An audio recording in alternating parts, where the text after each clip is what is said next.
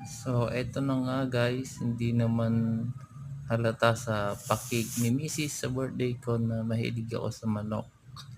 So, ayun lang naman yung cake. Napaka-thankful. Ayan.